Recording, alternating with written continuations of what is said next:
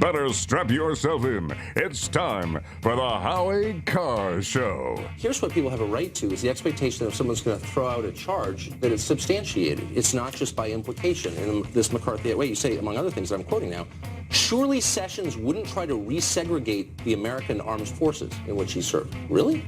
Jonathan Allen, surely you wouldn't batter a child. What does that mean? You're right, I wouldn't. No, but nobody suggested he would resegregate the armed forces. Well, Jeff Sessions has been opposed to the Voting Rights Act in the past. Opposed? Is that the same as resegregating the American armed forces? Well, I mean, that's a really appalling thing to say. It's live from an undisclosed location. After that, some of the other cast members and myself made some adjustments to it, and then we went out and made the statement after the show. The president-elect is demanding an apology. Yeah, I heard. We assume that no apology is forthcoming. There's nothing to apologize for. Unchained and unstoppable. There are many issues where we'll oppose him tooth and nail. When he goes against our values, goes with special interests. Let me give you three right off the bat. He's going to try to repeal ACA. He won't be able to do it. We're not going to undo it, period. And I have the votes. I think we have the votes to block it. He should forget about it. Who do you love? Howie Carr. We had a far-reaching conversation with regards to the various theaters in the world where there are interests of the United States of real significance. We discussed those areas and exchanged our views on those topics. Rump swabs, hacks, and moonbats beware. It's Howie Carr.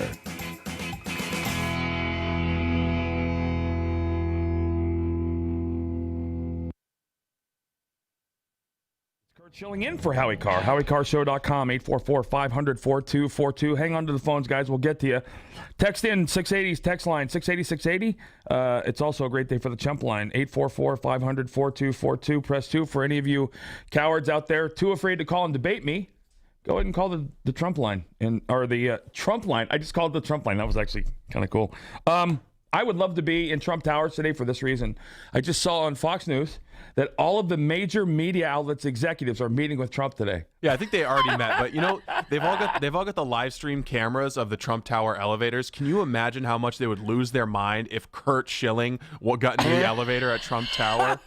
I would play it out like nobody's business when I came out. Well, got offered a couple of different positions. We talked about, Secretary of Defense, Press Secretary, Health and Human Services. It was a wide-ranging conversation, but I can't say anything officially about it. But he's walking around. He's in that meeting with these executives, and he doesn't like any of them. I mean, so to hear him, I can't imagine what that was all about. Hollywood has become, a punchline. The people in Hollywood wait, before we do this, I want to give you another General Mattis quote. Talking about extending an olive branch to those on the fence while carrying the weight of the Marine Corps firepower if that doesn't work. We've backed off in good faith to try and give you a chance to straighten this problem out. But I'm going to beg with you for a minute. I'm going to plead with you. Do not cross us, because if you do, the survivors will write about what we do here for 10,000 years. All I can think of is 300 now, the movie 300. But Hollywood. And we're going to bring in the expert. Hey, Gracie, how you doing? Hello, Curt. Thank you for having me on. I don't even know where to begin. So there are so many humorous stories coming out of Hollywood about people that were going to leave. Now they won't. None of them have left yet. No, none of them have left. The closest we got was George Lopez, and he would not reveal where he is leaving. He doesn't think it's any of our business. Okay. What's going on? Why? I figured after a couple days they would calm down? Yeah, well, it's right now, I think the less humorous story is actually what happened to Mike Pence over the weekend, where he was going to see a Broadway production of the musical Hamilton, which is huge right now. It's very hard to get tickets to that. It's a very huge success right now on Broadway, and he went to go see it with his daughter and I think a couple of his nieces and nephews. And after the show, they actually stopped and lectured him on how they were scared and had anxiety about a Trump administration, and they really put him on the spot. And I think a lot of people are just outraged that he's just a guy going to see a show, and now he's getting attacked at the theater, which is supposed to be a safe space. Right. Well, they tried to embarrass him. Oh, yeah, for sure. This is a play that put out a casting call and said whites need not apply. Right. Okay. And then two people involved in the Hamilton play, Brandon Victor Dixon, tweeted out, the problem isn't hoes aren't what they used to be. If hoe game would step up, cats wouldn't get distracted. Right. Okay. Brandon Victor Dixon. St. Patty's Day weekend is like Christmas for black dudes who like white chicks. Happy holiday, boys. But I mean, it doesn't matter if they say that. No.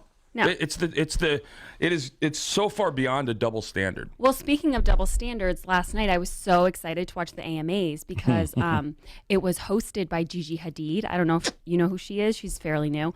I don't think anyone knows who Gigi Hadid is. I do. I know. Like, I not only know who she is, I know her entire family tree, but I won't get into it. I love my husband. But she's basically a supermodel. And she's very big on Instagram, and she hosted the AMAs, and she opened up with an impression of Melania Trump, like a really offensive impression, where she kind of contorted her face in a weird way, and the whole audience was laughing, and she's getting a lot of backlash on Twitter. Melania Trump impression. Okay, I got it face right. I love my husband, President Barack Obama, and our children, Sacha and Malia. They're spot on. Right. I mean, because I mean, I guess it's okay if it's an Eastern European accent. I don't know if that's just not as offensive, but her mother is actually Dutch and has a very thick accent. She's a real housewife. Well, where Melania comes from, this is like a national holiday for them. When he won the election, she's going to be the first lady, and it's this big deal, proud thing. And I've heard her talk. She's not going to the White House immediately. There's family concern. I mean, they're real people, right? But they're not liberal. Right. Well, it's the same thing. Imagine if Joe Biden went to a play and they shut the doors and said, no, we really want you to hear what we have to say, and they lectured Joe Biden. I just don't think it would be acceptable. And I was really surprised that she did this because her mother is an immigrant, Gigi Hadid. Her mother has a really thick accent. I've heard her talk many times on Bravo TV, and I just thought she'd be more sensitive to it. But again, it's just a double standard. Yeah, but if you look around the Instagram and Twitter and all the stuff coming out of Hollywood, nobody's sensitive to anything out there because they all got beat. They're all right. It's the adults versus the kids, and they're all spoiled, rotten, and pissed that he won. I don't think they were too nasty to Mike Pence, but I also think that a better analogy would be like if Barack Obama went to go see a rodeo show and the host said, "Hey, wait a minute, Mr. President, I just want you to know, don't take our guns, all right? Right. Don't take our guns away." Right. No, it's not the appropriate forum for it. But they've hurt themselves. Well, here's the thing. The booing was when he initially walked in. And Mike Pence I think he only has the high road. Because he talked about, hey, this is what freedom sounds like to his kids. And I heard the soundbite from the cast, and they were basically, they weren't mocking. They were trying to make a public statement or something. Right. But it was the wrong place and the wrong time.